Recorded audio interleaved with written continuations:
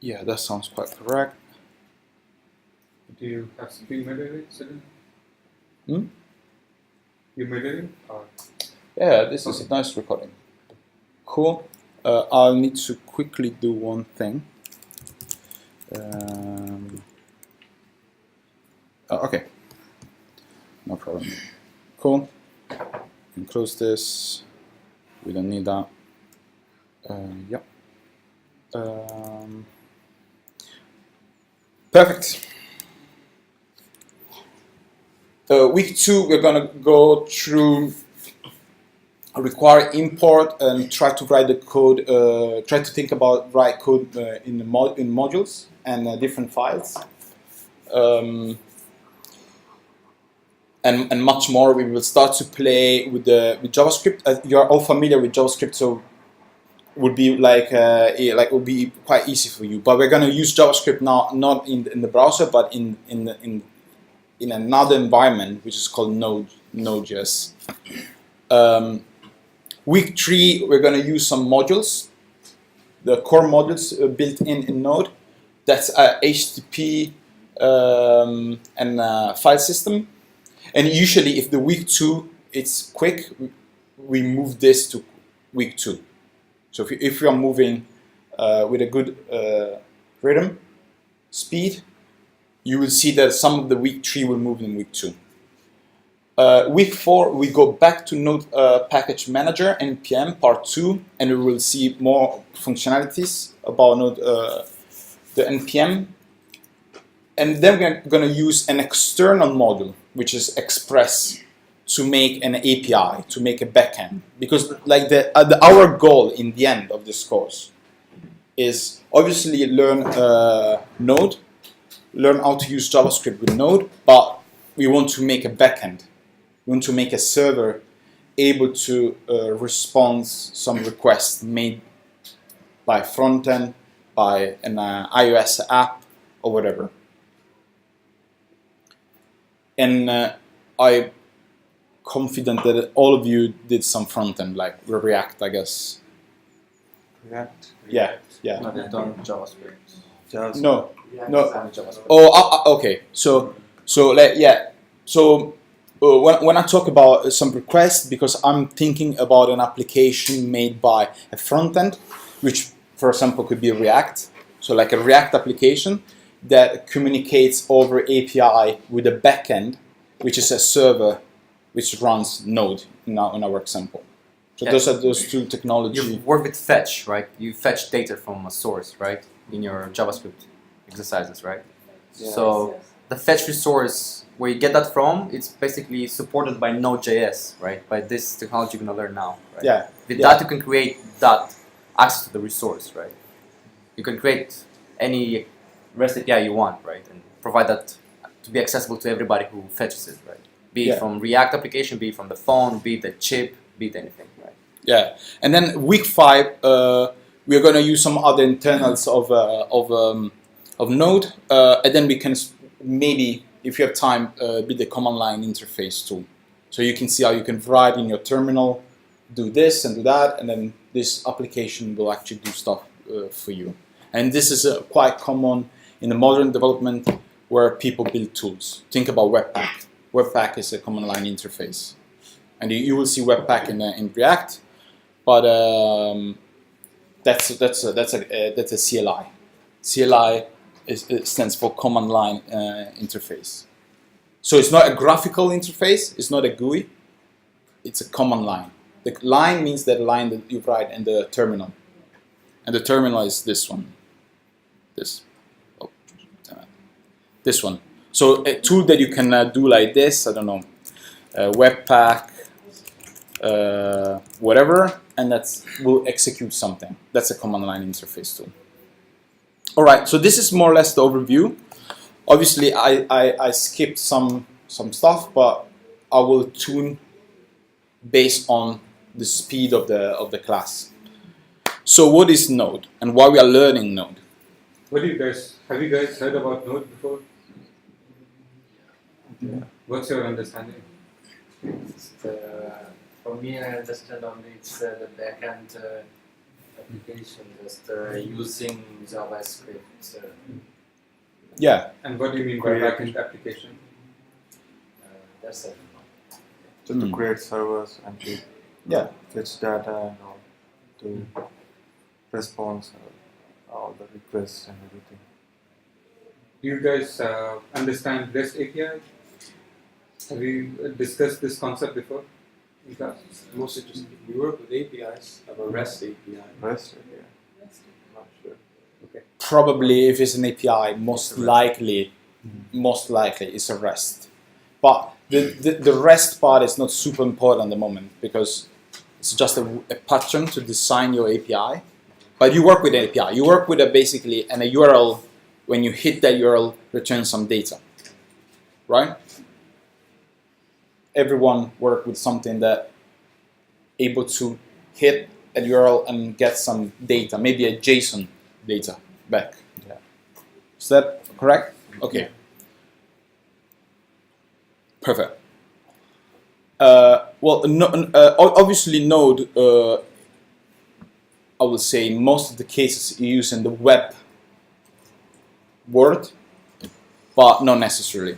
Node is actually a general purpose programming and can be used with anything. We're gonna focus on the web side of Node. That's why I'm picking HTTPS as a core model. That's why I'm looking at Express for APIs. But Node can be used for everything, and Node runs everywhere, like from very small computers to a very large servers. Now, this is the official definition, and there are a lot of crazy words in there, and I'm gonna break up for you.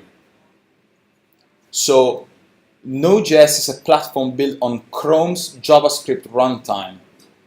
Let's stop here. What is the Chrome JavaScript runtime? Yes, yeah. There is a tiny. Well, there is a. So Chrome, it's a browser, right? And Chrome has a lot of parts. One part of Chrome is this engine able to understand JavaScript and execute it, right? This engine here, it's called V8, and V8 because they play with the engine cars, but it's engine. But basically, this engine is able to parse JavaScript, read it, and execute it. That's it. That's the only thing it does, and it's a very, very sophisticated and efficient piece of software written by Google. So, like long time ago, I think like now 10 years ago, a guy decided, okay, why we don't take that bit, only that bit, so no graphical user interface, nothing, just that engine. We pull out from the browser, from Chrome, and we write something, a software, an environment that is just a wrap around that engine that can run everywhere. So that doesn't have to run in the browser; it can run everywhere. Yeah. So that was his idea. He said, okay, why we don't try this? And actually, he did it, and that's what later on became Node. You guys have almost used V8 directly in some regards. When you open the console in the browser, and you can write JavaScript there directly, that's pretty much very similar. That's the environment you'll get. Yeah. So when I do this and I do console here, you can see I can write software. I can write this 1 + 2, and we execute 3. So that bit that is behind is the V8 engine, the JavaScript runtime, able to read 1 + 2, say, oh well, I can execute this. The output's 3. Obviously, there are many other parts in the browser. There is task management. There is the graphical user interface, rendering engine. It's a lot. There's a lot of parts. Actually, the browser is a very complicated piece of software. But just that JavaScript engine, that's what we're interested of. Yeah. Does this mean for the next 5 weeks that we should be using Chrome as a default web browser? No, absolutely not. There is no relationship with this. You can use whatever you want. Node.js is not a browser. So the entire idea, because behind pull off engine out of the browser and make it a software itself, is that it would be very comfortable. That's actually was his value proposition. So it would be very, very comfortable to write software with the same language in the front end and the back end. So that was his idea. So it would be extremely comfortable.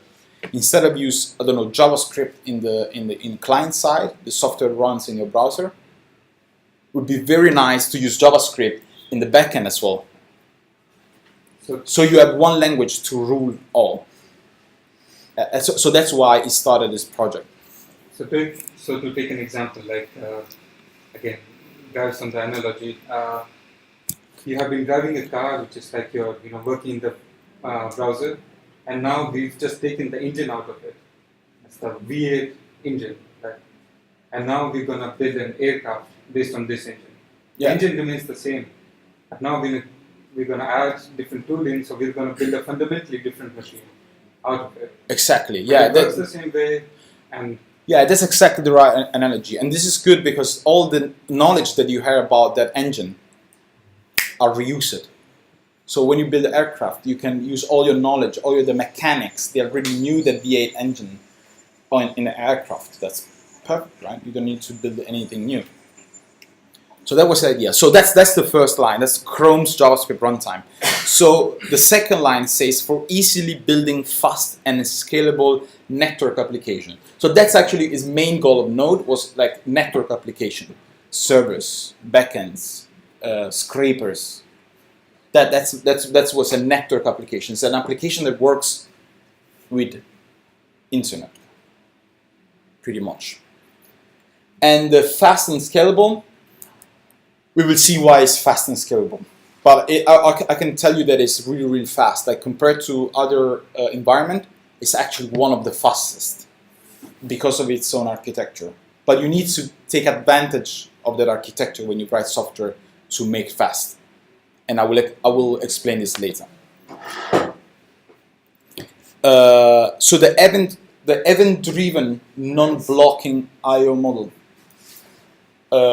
So event-driven, it's a programming pattern. So event-driven means that your software runs sequentially. That's how we usually write our software. But event-driven is more, besides the sequentially running, some events can stop your sequential code, run some code, and then carry on with your main sequential code. So my example is this. We behave exactly like this. Let's say I'm working on my computer. That's my main task. I'm working on my computer. Then a phone call arrives. Well, that phone call will interrupt my work. I will stop what I'm doing. I will take the phone call. That's an event. That's an event coming. I will take the phone call. I will process the phone call. I will talk and answer the questions in the phone call, resolve that issue on the phone call, close the phone call. The event is stopped, and I will carry on working. So that's event-driven programming. You have a main thread, main task, and other external inputs, let's call it like that, can interrupt with some events. They can interrupt your main thread, do some stuff, and then you can carry on with the main thread. Does it make sense what I said? Yeah. Okay. And the non-blocking I/O means that if the operation is about input-output, say write to the disk, that's an input-out operation, won't block the main thread. That's wonderful. It means that if I need to save a file on a disk, the main thread of Node will just say, okay, write this on the disk, boom, and I will carry on, while it's still writing on the disk. So it's like doing two things at a time, almost. So it's writing to the disk while it's still executing the main thread, because the input-out operation are non-blocking. Only the I/O, only the input-output. Let's say writing to the disk, that's one I/O operation. Or network, that's an input-out operation. That's why it makes very lightweight and efficient, and therefore fast. But you need to take advantage of those features to make your code fast. Because obviously if you don't know about this, you will write code normally. You won't take advantage of events and non-IO blocking, and your code will run normally, I would say. So there are some techniques that we will explore later, like maybe you heard about promises. Yeah. So promises is like a very good JavaScript feature, which will like bind perfectly with the non-blocking things. Because promise, basically, you can take something, run it, forget it, and carry on with your code. And when then the promise is resolved, you can carry on. And we're gonna see how we use promises to actually leverage on the non-blocking I/O. All good? This explanation is kind of important just to kind of orient you guys about why you're using Node.js, why we're learning it, and what makes it different from other programming languages and environments. So like, for example, Python was developed more for like scientific computing with a general purpose flavor. Yeah. For example, Python is very strong with data manipulation and mathematical manipulation. So when you do some very statistics heavy application, or you need to analyze a lot of data, Python is really, really strong because for many years has been leading that particular area. So now it's like it's a very good environment if you need to do those things. Yeah. Or like a more main competition, let's say Ruby, was also built to serve for web applications. Yeah. But it wasn't built around the non-blocking I/O model, which is extremely crucial in Node.js, which you'll see very soon enough when we start to dive into examples that it's kind of very convenient to structure your program so that you can handle a lot of input I/O operations at the same time. And I'm honest, the event-driven programming model, it's a bit tedious. It's not exactly the most straightforward thing. You don't have to use it though, but if you want to take full advantage, it would be better that you learn. And I'm going to show you some bits how to use it. But it's absolutely not necessary. You can do anything without the event-driven bit, event-driven part of Node. Yeah, so that's why it makes perfect for data-intensive and real-time application. Then that run across distributed devices. So all these features, the event-driven, the very fast and the very efficient, the non-blocking I/O, it's a perfect fit for like real-time application. Let's think about chat, for example. If you go back in time, or 4, 5, 6 years ago, you will see that like 3/4 of the tutorials on Node was about chat, and that's because Node is extremely good with real-time things. It's very quick to respond. So the real-time was a good showcase to show that feature. What are some popular programs that we would know that are written with Node? Like well, I think like a lot like LinkedIn. Okay. That backend in LinkedIn is Node. And huge companies use Node in their environment. Also Netflix. So if you know Netflix. Yeah. The backend of Netflix is written in Node. The streaming service, the video streaming part, it's in Node. Node and they use this microservice pattern, which basically is a lot of tiny servers. Many. I'm talking about 100. Distributed.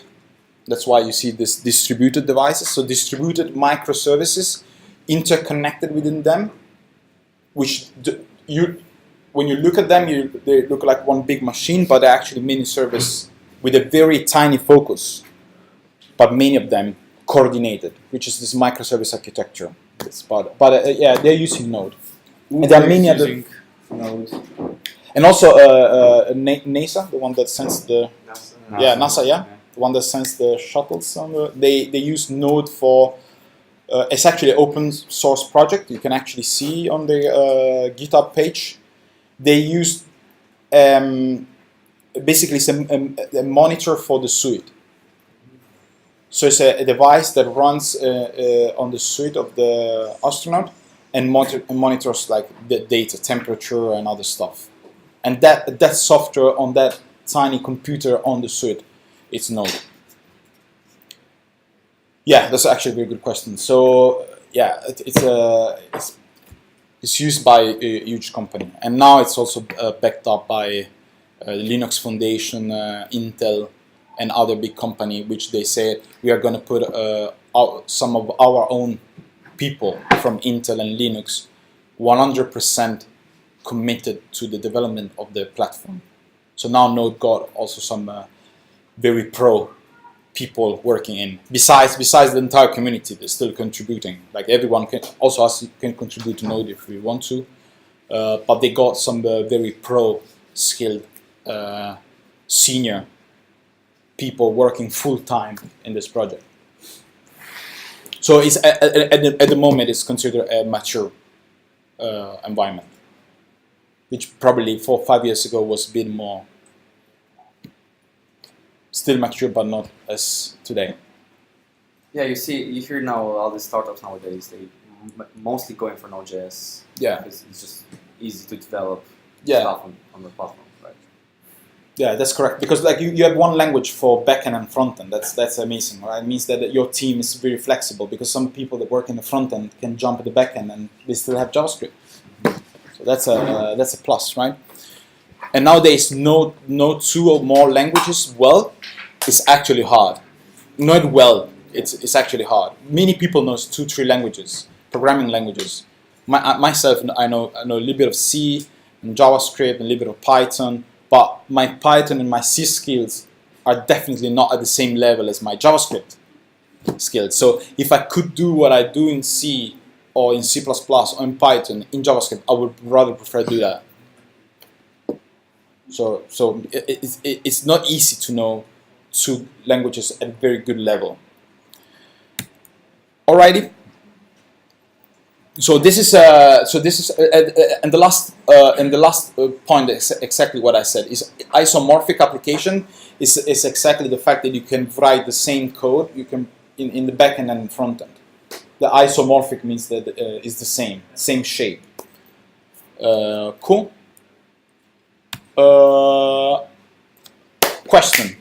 So okay, need to explain this. In my slides, I have some questions, and this is also a good way for you to understand. No, it's a good way for me to understand that you understood what I said,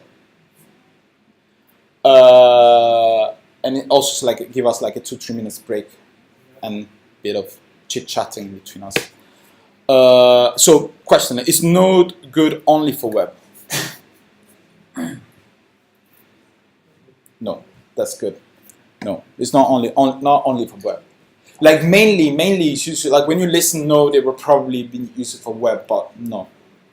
As I said, it was used for monitor a suit on space, so there was nothing to do with web. Good. Yeah, so I think you played with JavaScript before, so this is really easy for you to understand. The concept of callback and the concept of the event-driven bit. The event-driven part is exactly that callback. When you listen callback, it's the event coming. So let's take this example and like say write some text in a file. This is Python versus Node. So in the Python, I will do something like that. I will create a file, a variable called file, and I will say that file is my text file.txt, which is on my computer, and I want to go in write mode, the W there, and then I will do write, and write some text, and then I will close the file, and we're good. This is sequential programming. You see how this is sequential because I'm doing one operation after the other. The first line, I'm opening the file in write mode. Then the second line, third, fourth, and fifth line, I'm writing some text. And then the last line, I'm closing. So I'm releasing that resource so that file could use could be used by someone else. That file.close in the end, right? Probably gonna show the cursor. Yeah, this one. This one. I'm closing the file. Here I'm doing something slightly different, right? I'm saying write file this message.txt, which is, let's say, something similar to test file.txt, and I'm writing this line. But can you see here there is a function here? Did you recognize the function here? You know this is a function, right? Yeah. Yeah, the arrow function. Yeah, exactly, yeah. So you see this, there is a function in the argument. You see? There is one argument, two, and then the third argument is a function. That's weird. A function in argument. It's not exactly common. It's a bit weird. But that third argument, this one, is the callback. This is saying write this text in this file, and when you are done, run this function. Therefore, when you run this code and you run some code afterwards, the code afterwards will run immediately, and the code in this function will run when the file has been written. This line of code won't block what is coming after this. You get this part? This is absolutely important. So if I had some code after this line, this will run immediately. It won't wait that file is written. You will say write this file, and then it will immediately execute the next line of code. And only when the file has been written, the code inside the callback, inside this function, will run. That's why it's called sometimes asynchronous programming or event-driven programming, because this code will run only when the event is done. It won't run immediately. This I/O operation won't block. It will not block the next line of code. You see the non-blocking part now. This will execute. This will execute only when this is done. Therefore, when you write this and there is some line of code afterwards, they will run immediately. It's no problem. I'll show an example later with the real code and stuff, and we'll play with this. What it means in effect is that, like, if you have some code over here, right? Yeah. Let's say you were doing another print statement or something. So that would execute just as we go into this execution loop. This would start running in parallel, and that would execute afterward. But in Python, in this more procedural programming, yeah, you cannot really you would have to put it over here. So you would have to interrupt the operation with the file in order to do your print over there. If you don't want to interrupt, then you have to put it over there. You cannot have them be truly in parallel. Right? And this is JavaScript, and this is because the web is an event-driven. An HTML page itself is an event-driven thing, because you click and you create event by clicking things. You have a click event, you have a scroll event, you have a change of a selector. So there's a lot of event, and that concept of event in a web page has been kept in Node as well. But now the events are different. Now there's no window. Obviously there is no window in Node because there's no user interface. So the window object that you see in your browser doesn't exist in Node because there's no window or document or anything. How come there's no curly braces on your if statement? Is that specific to Node, or is that also in JS? That's just a short version. No, it's just because it's one line. If it's one line, you can write it like that. You don't need the curly brace. But you can also write curly brace. It's just me omitting part. That's correct. It's fine. Cool. So at this point, let's start to install Node. So I'll share the slides with you, first of all. Have some of you guys installed Node already? Or Yeah. Which class is this? Class 5. 5. Okay, I don't have it here. Class 5. This one? Yeah. Okay, cool. Join channel. So those are the slides, but we go together, okay? So if you go on that link, you see how to install Node. If you already have Node installed, open your terminal like I'm doing now. Open your terminal here. Make your terminal bigger. Does it matter which terminal it's bash? No, you can do whatever you want.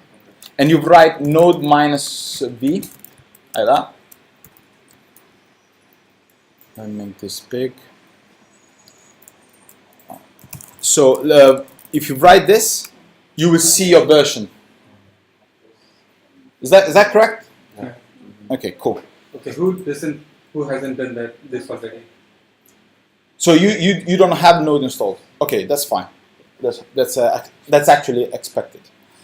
I wasn't expected everybody else had Node. You don't have Node as well. I have, but it's very low. Okay, which version do you have? It's 95. Okay, no. We need 8 at least. We need 8 or above. It's 9.9. That's fine. That's fine. It has to be 8 or above.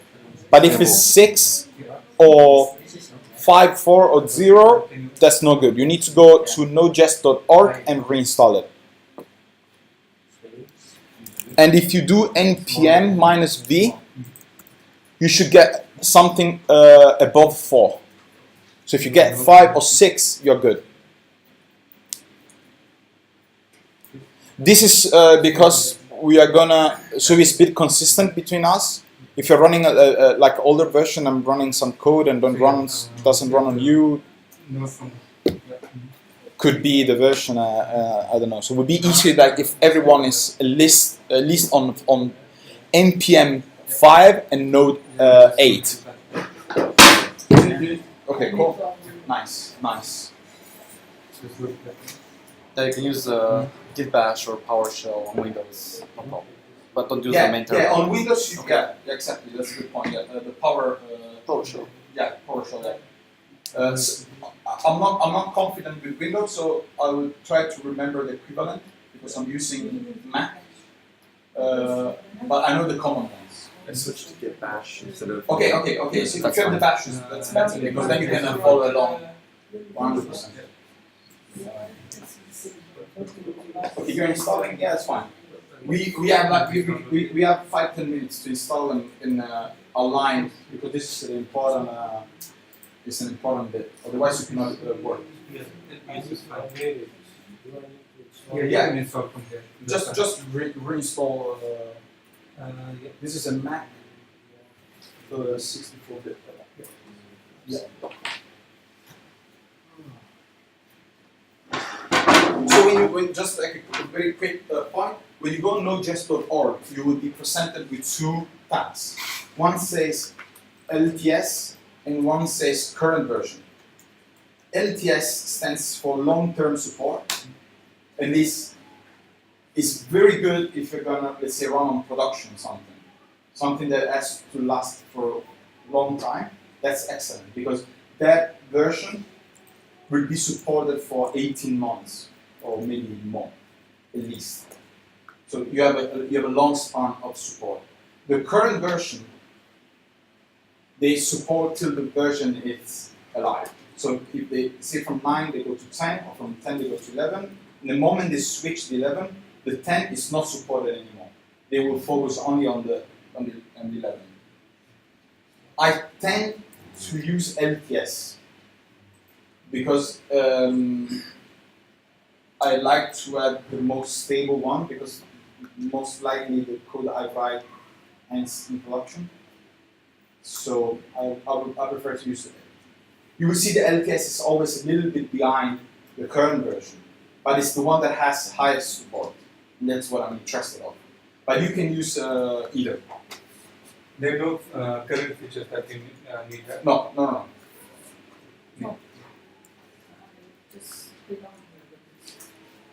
Yeah, that's like about 4. Node minus. No, minus. We have no. Yeah. Okay, did you install Node? Yeah. You need when you install Node, you need to open on Windows machines. You need to open the Node command line. But your password is probably wrong. Yeah, you install that one. I think it's just on Node.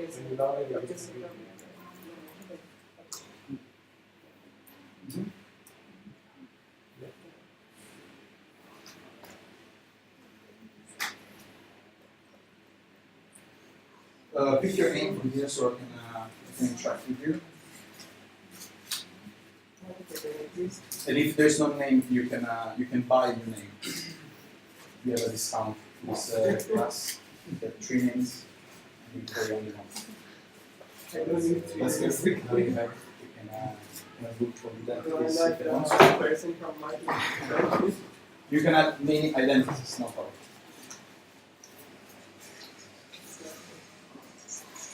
Okay, no problem. We'll ask to stop to do one. Cool.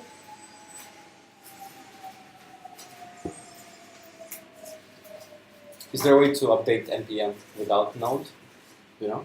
Yeah, you can do npm install npm -g, and it will actually update itself. Minus. G because it's global. Okay, yeah. Oh, is that okay? Okay. So that's how you say but okay. So whether you ping me when when you can run node -b, you need to tell me. Okay? And if you can't, you need to tell me as well because then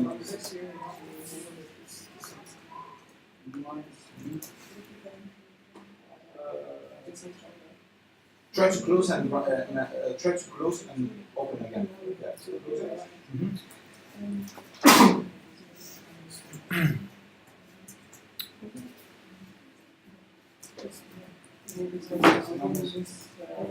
Yeah, if you try to open them, if you type node in the search, comes the command line thing.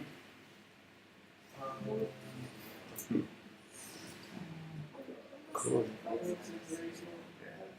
I'm gonna have to Go in filter, applications. have the thrusts, speed, materials. There's so much more information on the API, and I found a second API with additional SpaceX details.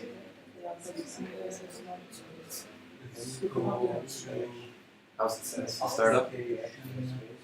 Good. You just got a job to startup? No, I didn't enjoy it. You did enjoy it? I didn't enjoy mine either.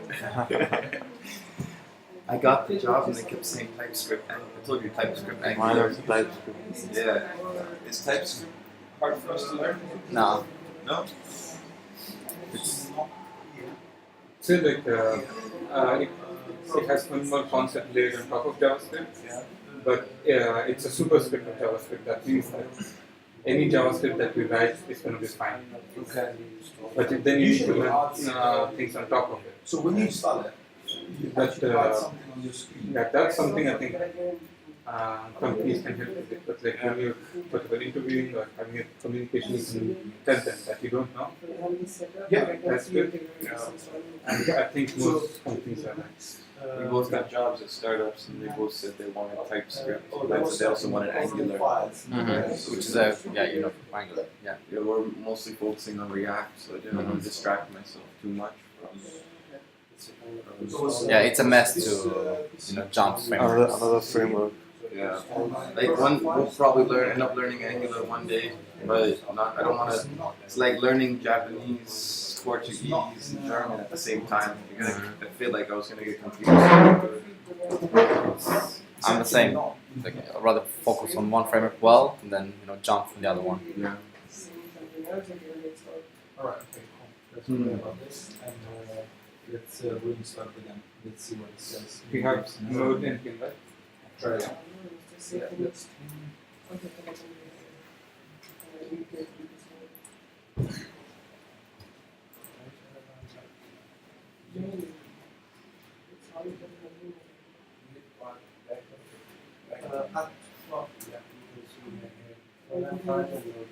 No, that's actually all right. This is totally on. This is like 100% correct. Yeah, try it. Let's see what you want to. Yes.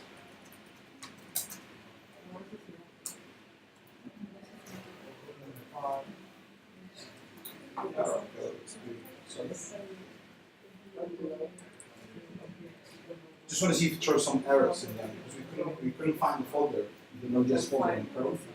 No, I couldn't find it. No, I don't think so.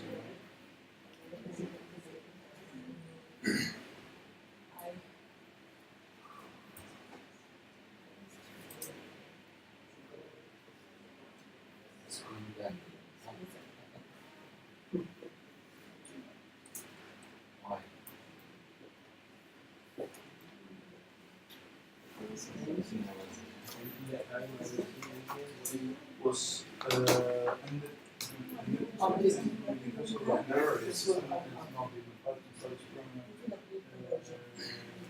try to restart the machine. Restart your computer and then try again. I'm very bad Cure with for all problems. very, Restart the computer. very bad with Windows. So you are done.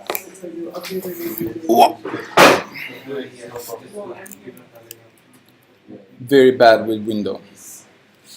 Yeah, likewise. You need a Mac. Give me a Mac now. Yeah. Oh, I'm horrible. Horrible.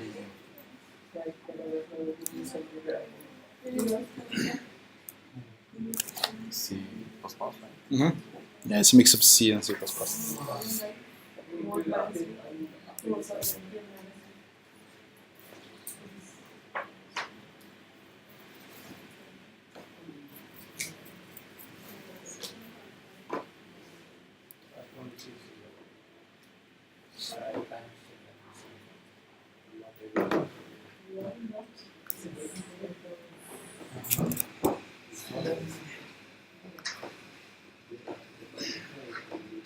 We have a break in 1 hour, right? 1:30, I think so. Yeah. Okay. So we have a good time. Everyone's done with Node in LinkedIn. Everyone has one. Should I move forward? All right. Okay. So, question. In which language is Node written? In. JavaScript. There you go. C++. Easy then. No. C++. So think about that. You are writing a software that understands JavaScript and runs JavaScript, and you want to write that software in JavaScript. Okay, wait. Chicken and egg problem, kind of. Yeah. No, that sounds a bit wrong. Like you wanna have something that understands the language that you are writing that things on. No, that's not gonna work. No, obviously it's not JavaScript. I mean yeah, it's actually C and C++. Yeah, and that's because the V8 engine is it's a C++. So that piece of code that runs in your browser that understands JavaScript and runs JavaScript is actually C++.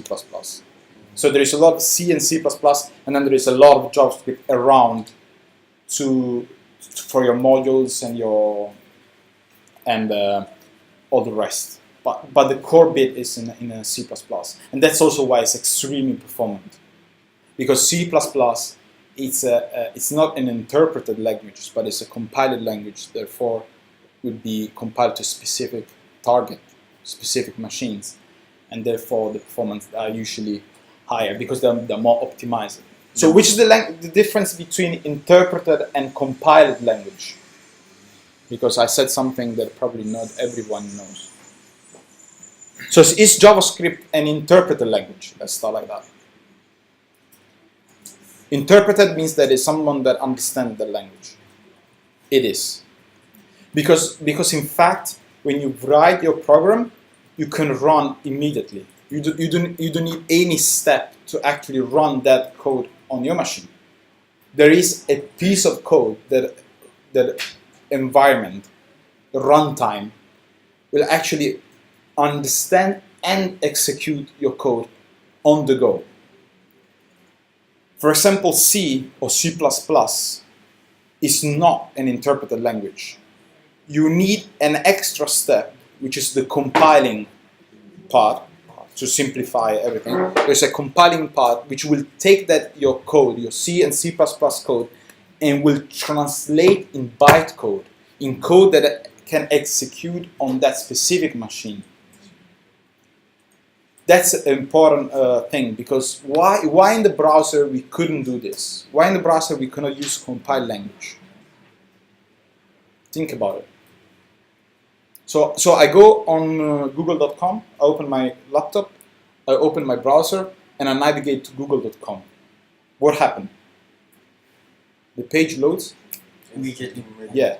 If it was not an interpreted language, it was a compiled language, you have to wait. There is another tool running which will take the code, compile it, which is actually a slow operation, compile it, and run it. So you will always pay that tax to compile the code every time, because your browser is running on different machines. This computer is different as this computer, and it's different as this computer, and this. So we will be no good. No. So that's the beauty of interpreted language. They don't need a compiling. But what do you lose? You lose a little bit of performance. Why? Because the interpreted language, some optimization that cannot be done, because it runs on every machine. So some specific optimization on some architecture, let's say Mac or Windows, they cannot be done, because it's a bit blind. It doesn't know on which hardware it's running. C++ is then compiled. It's a compile, yes. yeah. So you need a compiler, you need a tool to actually translate your C++ code in executable code. Where in JavaScript there's no difference. The code that you write is the code that you execute. It's the same. Alrighty? Cool. Like a very general approximation which you can get, which is not true, but like a nice approximation, is that if the programming language offers you a built-in shell as well, which you can write one line at a time, press enter, and then you can get the output immediately, that's a good sign or approximation that that's an interpreted language.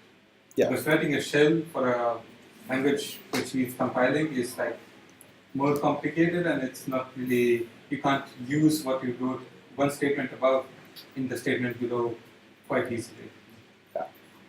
Yeah. But like Python, like JavaScript, like Ruby are interpreted languages. C, C++, C# are compiled languages. Yeah, these compiled languages, they're mostly used for heavy-duty work. Something that's really precise, and you expect it to always work. Right? You don't have the spaceships running on JavaScript. They run on heavy-duty languages, right? Yeah. You have definitely more control. You have more refined control with your code running on a specific hardware. That's for sure. That's the good things about compiled languages, because you are more aware on which hardware your code is running on. Therefore, you can take some advantages of that. Where the interpreted language, they hide those complexity and they will handle it for you. Alrighty, cool. So Node itself is made by obviously the runtime, so the engine that understands your JavaScript and runs, but also has modules. And this is a super, it's like a super important concept of Node, because Node it's based of package and modules. And there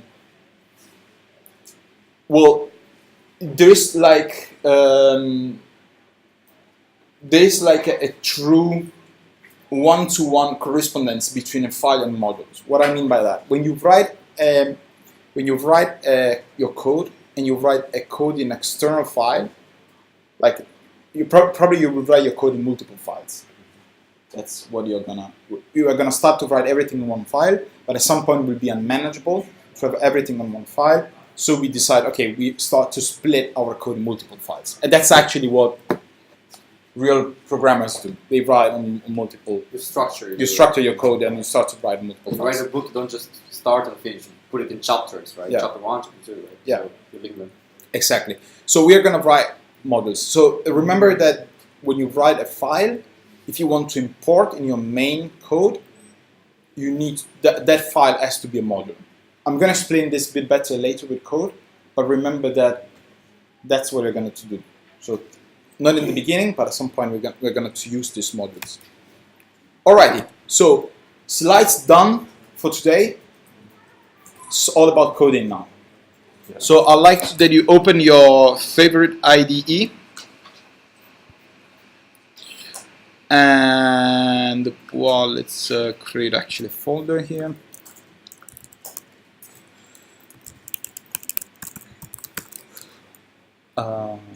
I think I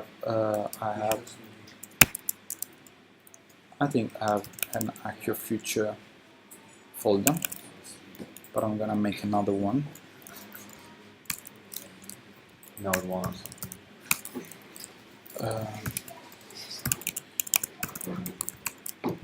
Okay, so I'm starting from an empty folder.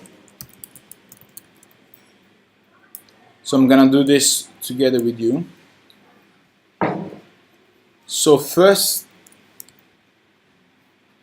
all right. So first thing, this is my empty folder, right? Creating a new file, call it index.js.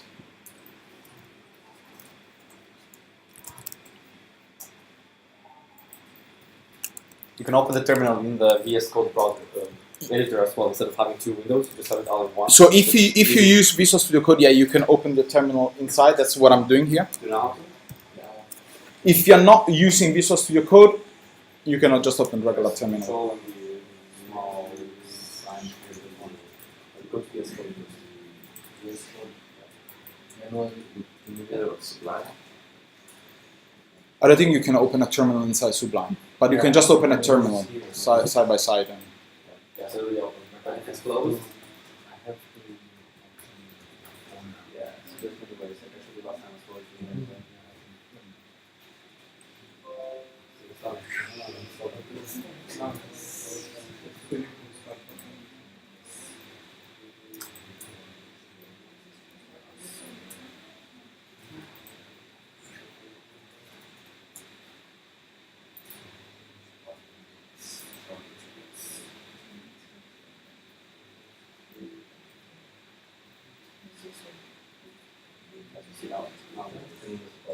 so the only thing I did, no magic here, create a folder and create a file inside the folder. A file called index.js, that's it. I didn't do anything. So now it's open. You have to close it. Control short key, right? Control. And we press it out.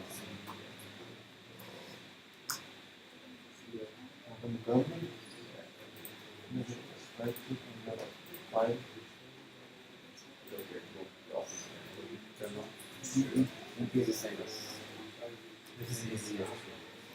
It's a lot more complex. Personally, I also work a lot.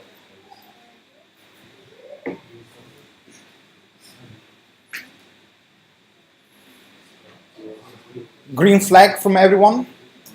Everyone has a file, index.js? Yeah, cool. Okay. Let's try this very complicated code. Okay. Hello, Node.js. Or hello, Active Future, okay? Oops, Active Future. So now I go here in my terminal and I do node index.js. Need to save that. And you see the code is executed and will print hello, Active Future in your console log.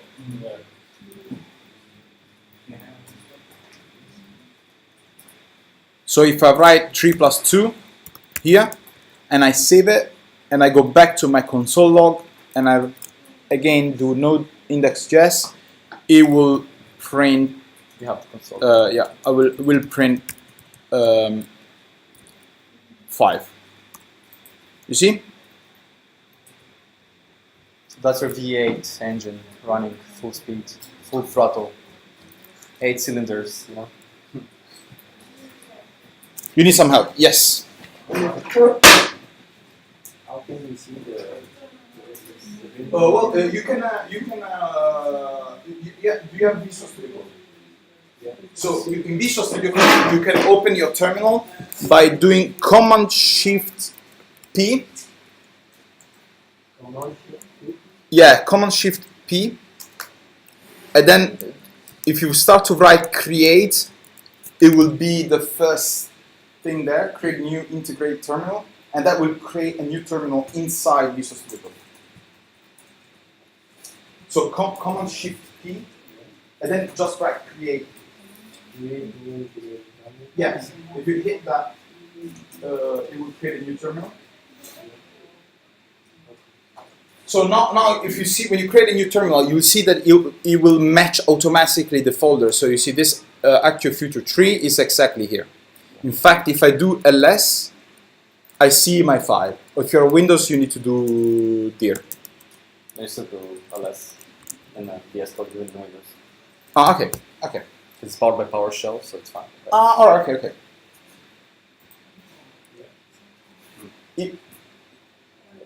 I'm going to get this. So forget the terminal inside Visual Studio Code. You do Command-Shift-P. It's when Control-Shift-P.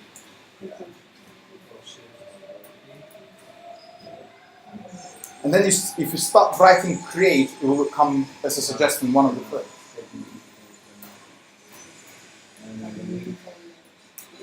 yeah.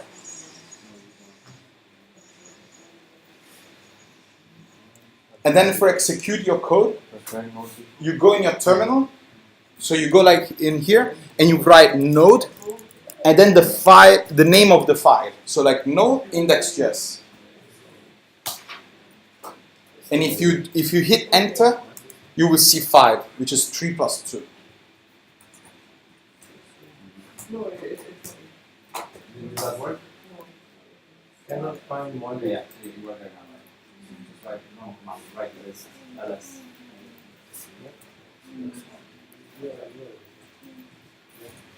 Since cannot find module.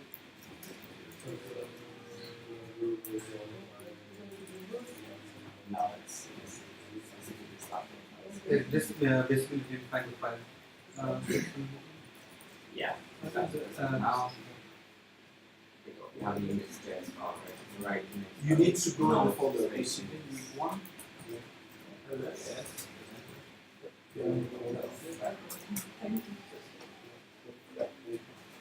Yeah, when you do ls, you should see your index.js file, and then you can run your index.js file. You were one folder back. We are all good here, right? Yeah? Yeah. Yes. Yeah.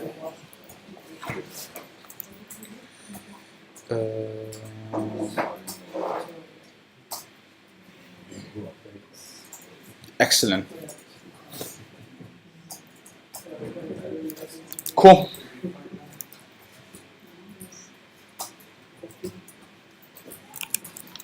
So if we go back to the slides and we go to this example.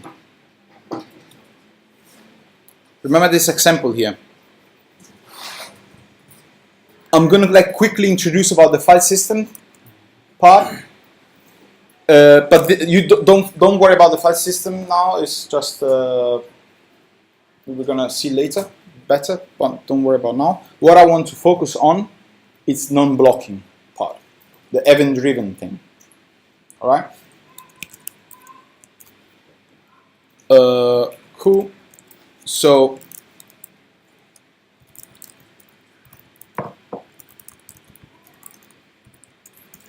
So what I'm doing here.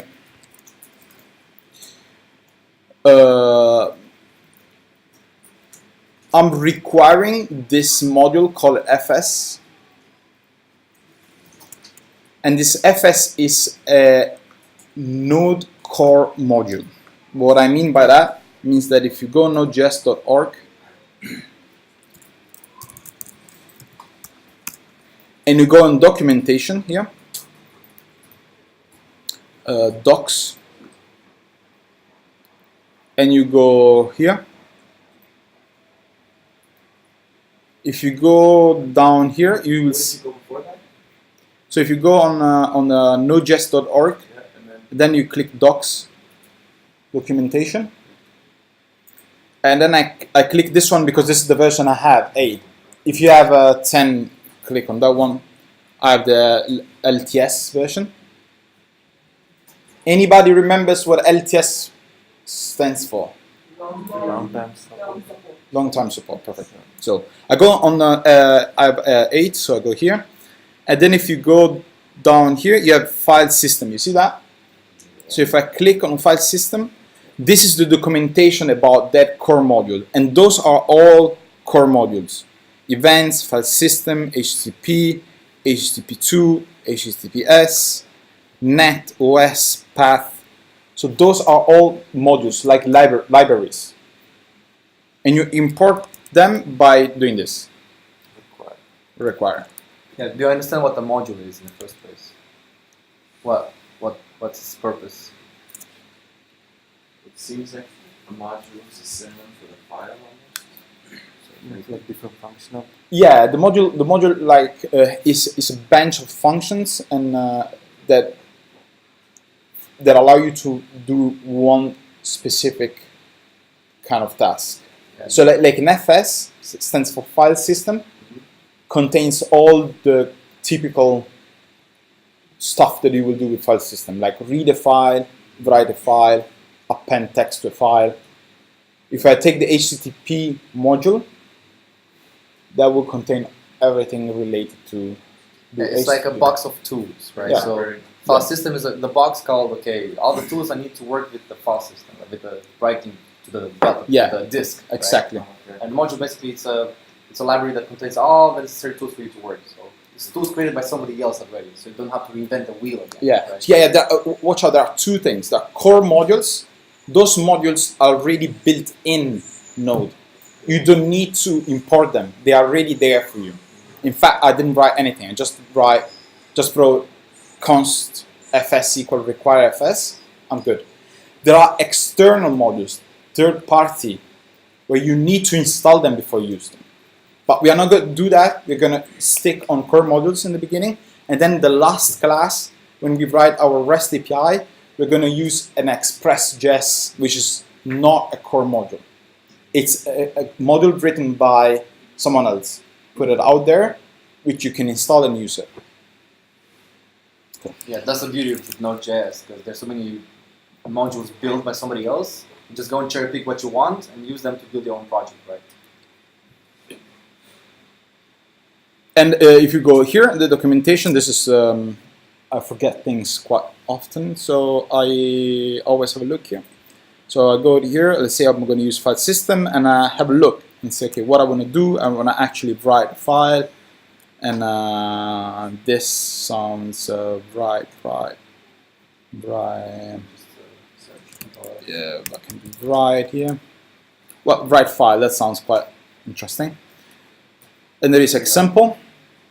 There's like an explanation. This is like a standard way to explain things, and there's this nice part about the example here. And I'm gonna copy that code and write it here. And this is actually the code that you saw in the slides. It's pretty much it. So let's see how that works. We need to create a file first. This message.txt file. So Actually, I go here. It creates automatically. You don't have to, because this creates a file automatically. Alrighty. Yes, nice. So when we do require fs, it's created automatically. No. Require fs is gonna import the file system module. Now on that file system module, you see when I do fs dot, I have a set of functions here. You see, if I go here, I have this write file function, and that's what I'm going to use, and that's this one. So the file system is a container of functions. Where did you copy this? Yeah, so you copy Well, we don't have to copy. We can also write. And actually, I want to show this. If you're in Visual Studio Code, you have a built-in documentation for Node.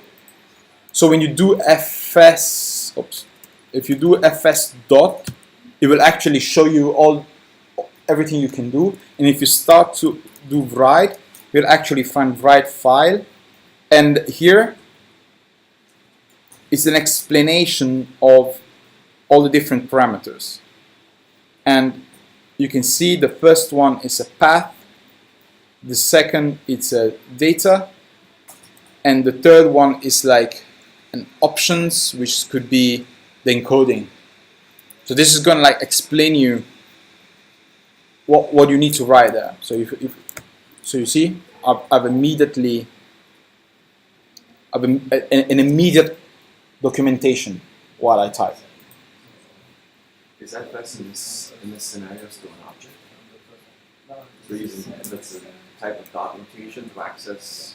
Yeah. FS is like a big object, and the keys are functions. Yeah. So you can basically FS is something that looks like this.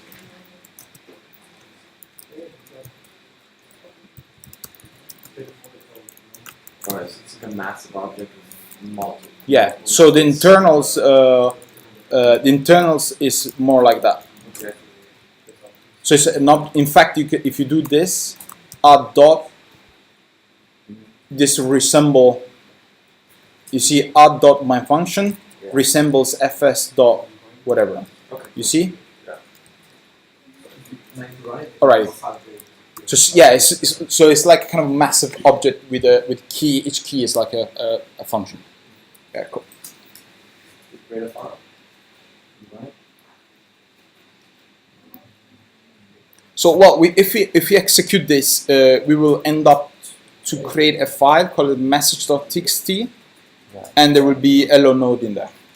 So if you run again on the shell, if you type arrow up, so when I do arrow up, it will show me the history. So if I go one arrow up, it will show me the previous command, so I don't have to type it again. And you will see. Sometimes you say, oh, how did you type that fast? No, I didn't type that. I just did arrow up, then show node index.js. How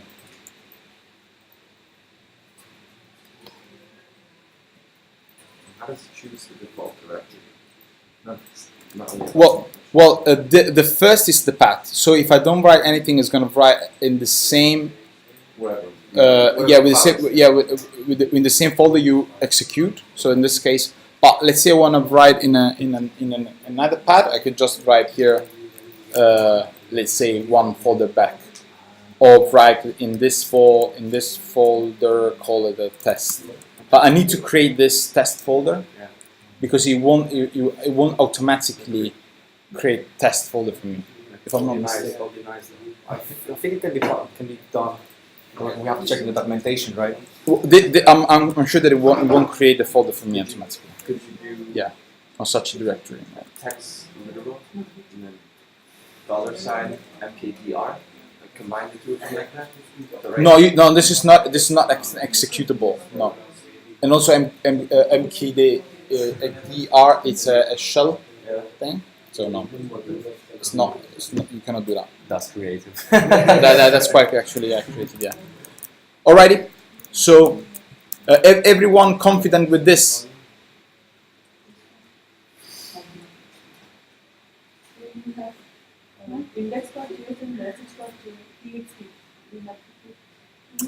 Yeah, this file has been created automatically when I run this code.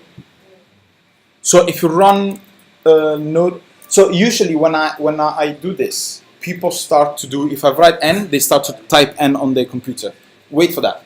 It's better that you see the entire example first, and then you take the eyes out of the screen and you start to do it all yourself. Because otherwise you will miss what I say, because I will be focused on typing. So the idea here is to require the model and then write some text in a file. Alrighty? So this file is automatically created when I run Node index.js. In fact, if I go here and I delete it and I run this again, you see it shows automatically. So yeah, now try yourself. Try yourself to do that. No, well, no. If you run again, it will still won't add a line. I have to open file when I need to read the file, write the file, right? Yeah. If you run it again, it won't. If I have already file and I need to complete writing to this file, I have already. Yeah, that will. No, it will not. It will not add anything to the file. It will just write that file. It will override it. Override it. From the beginning. Yes. From the beginning. So in fact, if I need, I complete. if you want to add. Yeah, if I have 10 lines and I need to add after number 2. Yeah. Well, it's something different. There is a method for that, but this one it will just always write a file. So if I run this 10 times, you see, and I run this and run this and run this, it won't add anything now. But if we want, we could append a message, and that will be append file. There is a method for that. But that's not the point. We're not studying a file system at the moment, so we're going to see that next week. But it's a very good question, obviously, but it's not important at the moment. So I want to show just write file and read file. So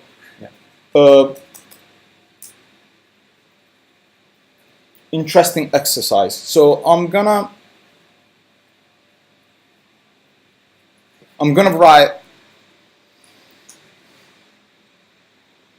write 2 files now.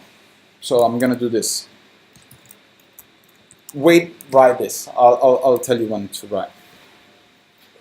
So what I want to show you here is the asynchronous part. So we can write things asynchronously. So the first, I will call this 1 and 2. All right. Message 1 txt, message 2 txt, and I'm going to delete this one. So I start from a clean sheet. Okay. I'm gonna write a lot of text here. So the message 1 is a massive file, and I'm gonna speed it up. So this is what is gonna be written in the file. You see, it's a very long text.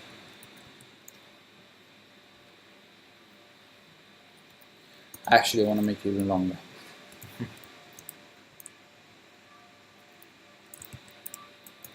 Oops. So you can see from this minimap that it's actually massive text that I'm not going to write in there.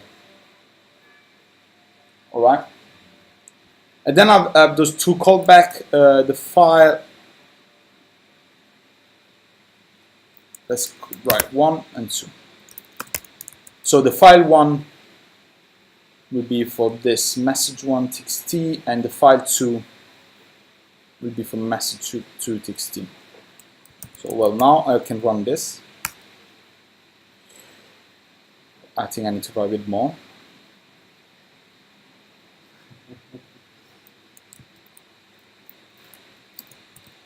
Oops, I think I've saved it. There's some serious copy and paste skills here.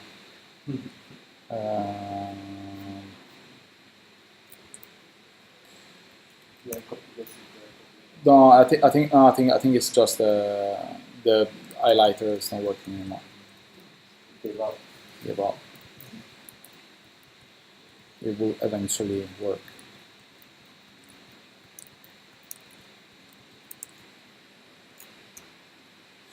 Well.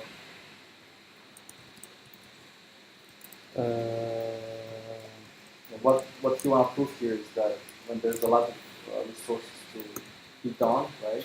The file to run. The one that you give the instruction to the first one. You see what happened here? When I start to write a lot of stuff, actually the 2 finish first. You see that? At some point they were still the same, still was writing the first and the second, but at some point the first was a bit too slow because it was a large amount of text to write. So the 2 completed before the 1. You see, now the file 2 has been saved and then file 1. And if I run this will always be like that. Because I'm writing a very little text on the second one, just this, and a large amount of text on the first one. And that's the non-blocking I/O. Means that when you run this code, What's that non-blocking I/O? yeah, the non-blocking means that you are writing the message 1 txt, right? And then immediately, it won't wait to write the file. It will not. It will carry on executing. Then it will go to the next line and start to write message 2 txt. They will run in parallel. But because 1 takes longer, because the text is a lot, 2 will finish before. And then the console log inside that callback of the 2 will print first. You see this one? And then when it's done writing a lot of stuff of the message 1, the callback of the message 1 will be executed, and then the file 1 message will come up, console log. This shows that stuff is not executed in the same style you write it. Yeah, it's also called asynchronous. Yeah, that's the synchronous part. That's the synchronous way, exactly. It's non-blocking, right? It's like I tell you to do laundry and dishwashing. You will start at the same time. You will immediately do the laundry. You won't look at the laundry for 1 hour to be done. You will start, bye, I'll see you later, and you go to dishwasher and you start. When they are done, you will go back to them. Call back, go back, and take that and complete it. And then when the dishwasher is done, you go back to the dishwasher and you take it. That's an event done. You start, you leave it doing, and then when it's done, come back to you, notify back to you within an event, within a callback, and then you carry on. And that's the non-blocking part. And the non-blocking is on the input-output, so writing this. That's why I take this example of writing.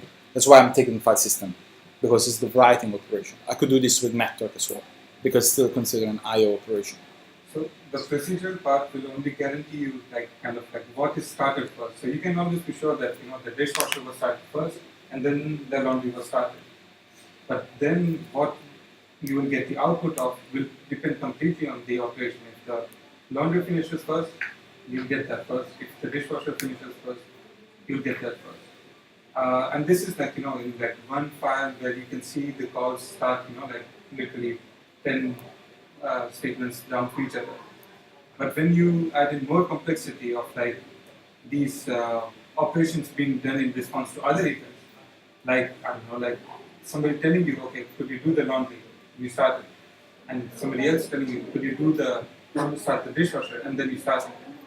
So those time complexities also add in, that it's not like they started nearly at the same time. They could also start at different times. And the program will just try and, do things as fast, take up as much resources as possible, and make sure, nothing is waiting for the other thing. That means you have as much efficiency in the program. Yeah, that's actually a good point. You're not waiting. That's what makes it very efficient. A large I/O operation, you will not stop your code. Your code will still running. And that's why it's fast, because it's not going to wait for that. It will carry on, and then when it's done, it will pick it up from there. You can show them the synchronized version now, so it actually has to wait for the exactly. first function to be written. And very, very good point. So I can go back here now, and instead of, you see, if I do fs.write, I have this version called sync. You see there are 2 versions? So the first one, this without anything, the one we use now, we just use, it's asynchronous by default. That's with the callback. If I write the sync one now, the sync one doesn't have a callback. The sync will wait. The sync will block everything. We'll write the first one, and then when it's done with the first one, we start to write the second file. We can do exactly the same. It's actually easy to plug it in. You do like that. Sync, and then you remove the callback in the end.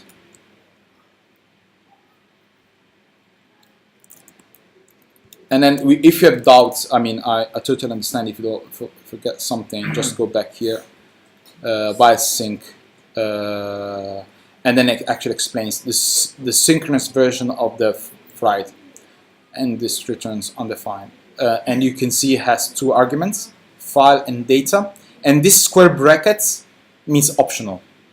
You see the square brackets are optional. It means that you can just do the file, the path of the file, and the data you want to write. And that's exactly how I'm using it.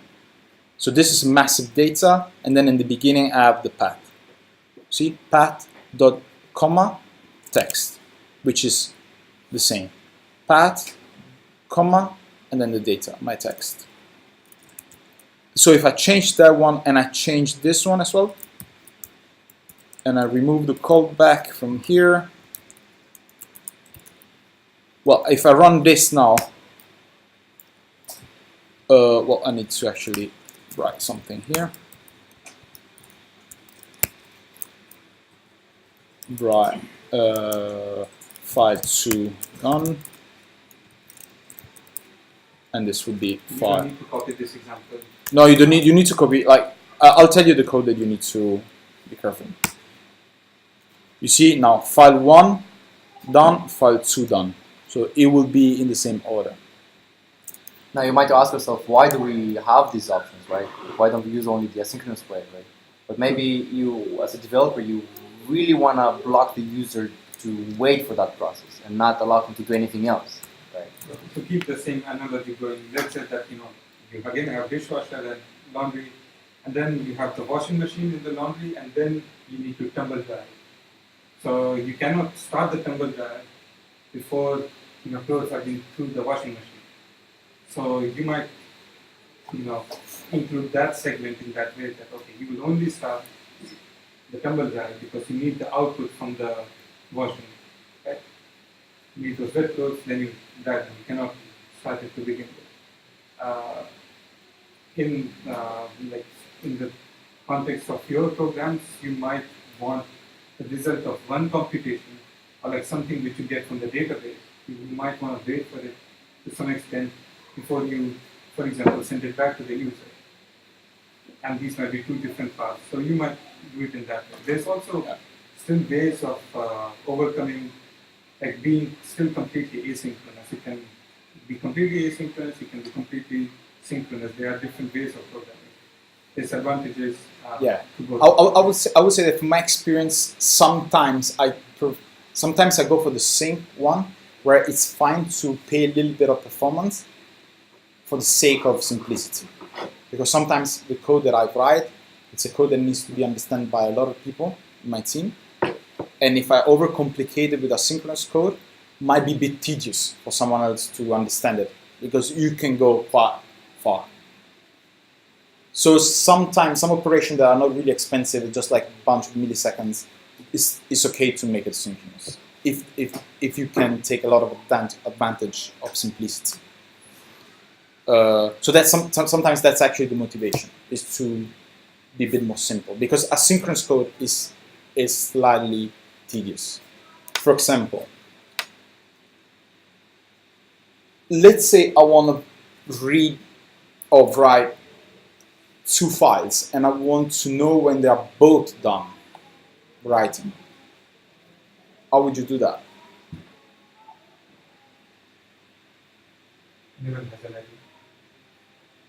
So I'm scraping the web, right?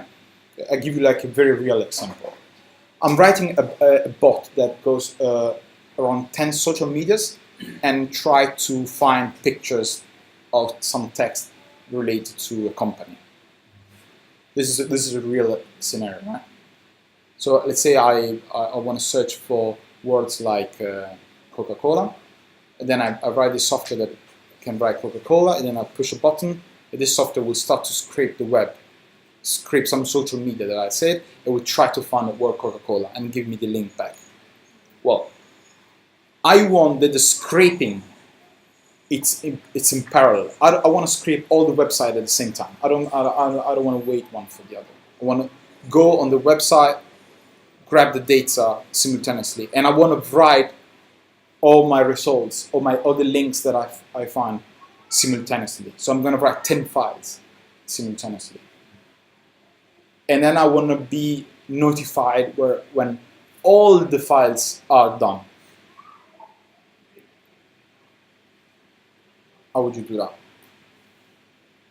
I mean, forget about the scraping part. How would you write like many files and then be notified when they're all done writing? They give you 5 pieces of text. You have to write it to a single file or let's say 5 different files. Yeah. How can you tell when you've written to all the 5 files? Promise? Yeah. Yes. Promise. What would you use in promise? You have then. So then theoretically. Yeah. Promise. I said. Okay. Yeah. Okay. Yeah, promise is good, but now think about it. You want to execute all.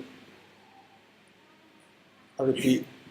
I want to execute all at the same time. You know something which solves this particular problem? What if I do promise dot all? Are you guys familiar with this? We'll look at all. All right. Okay. Let's go like one step further in asynchronous programming. So callback, fantastic. A bit messy if you want to start to have flow control. What it means? Flow control is when you have asynchronous data or asynchronous flow, which could be writing or reading from network or disk or other operation, and you want to control them. Callback is a disaster because it's nearly impossible to do with callbacks the way we used to now. So, with promises, things are much easier. In fact, promises, even the simple version that is built in the language, in JavaScript language, already allows us to do something interesting. The promise.all, which is this one, promise.all, allow us to write a set of promises, pass a set of promises as argument, and then you will receive only one then when they are all completed. So that's exactly what we want to do. That's exactly what we want to do, because think about it. I want to start to write 10 files at the same time, and when they are all completed, I want to be notified. And that's exactly what that promise.all does. It will start all at the same time, and it will notify once when they are all done. That's perfect. I want to start everything in parallel, and then when they are all completed, they will probably be completed at different timing. Then I want to say, yeah, I'm good now. Let's move forward. Okay, so what I think we're going at a very, very good pace. I would say that before I start to write promises, we have a 5 minutes break. How does it sound? Good? Cool. Should we just break for lunch now? Yeah, 10 minutes. Oh, it's 10 minutes? Okay. Okay. So let's recap what we did. We start with asynchronous, write file, asynchronous. So that IO non-blocking part of Node, we actually experienced that. We saw that when the first file was the first text was very big, actually will finish after this the second one. We saw that asynchronous part. Now I challenge you and myself to say, okay, how we can have a bit more control of these asynchronous things by introducing promises. And then what we're going to experience now is that with promises, things will be much easier when the scenarios are more complex. When you just need to write one file, the asynchronous callback is perfectly fine. But when you start to write multiple files and be notified only when all are completed or when the first is completed, because sometimes you are also in scenarios where you want to get some data and you have 2 places where your data are living, and then you say, okay, I'm gonna ask both. Let's say I want to ask some I don't know, some information. I contact both of them at the same time. I send a message to both of them in my group chat.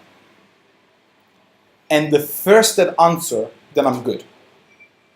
That's also another scenario. That's actually something quite common. And something that you can do with promises. So what will happen, that I'm going to ask, let's say, you two, and then if you return before me, then I can move forward my code. So it's a race between you two. And that's also something where you can do with promises. But that's not promise.all, right? No. Promise.all will run all at the same time, and you will receive one complete, either with success then or an error catch, when they are all complete. But there are more sophisticated libraries which will allow you to do much more complicated asynchronous flow control. So we are in this chapter is called flow control. Flow is like data flow, asynchronous data flow. Maybe a stupid question, you already answered it, but now this all, the property all, it comes from the require fs. No. This one is built in the JavaScript language. Okay.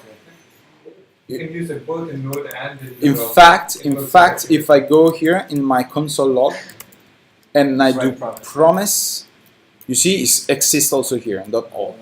It's a global JavaScript object. Yeah, it's a starts with capital letter. Yeah, it's a like window or document. If you write string with capital as well, it's a global object of the JavaScript language, right? Okay. And then string has its own functions, right? Okay. But as I said before, not everything that exists in the browser exists in Node.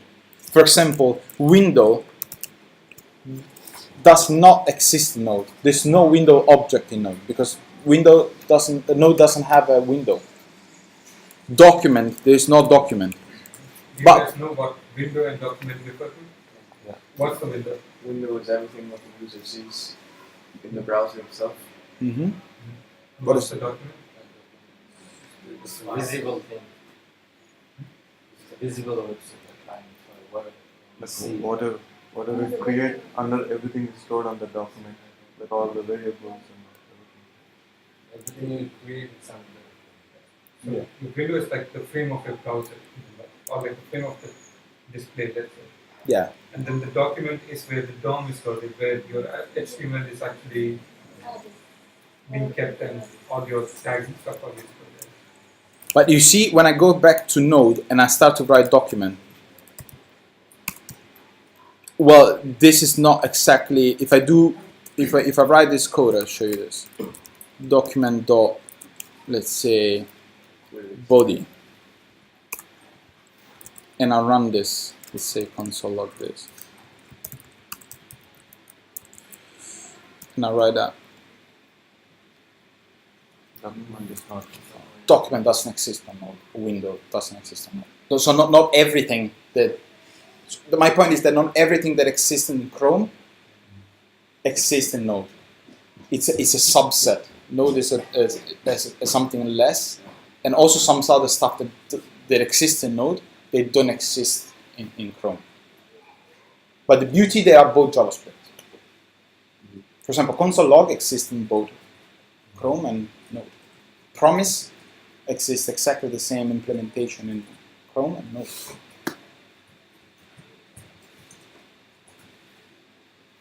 We're good, let's have a break.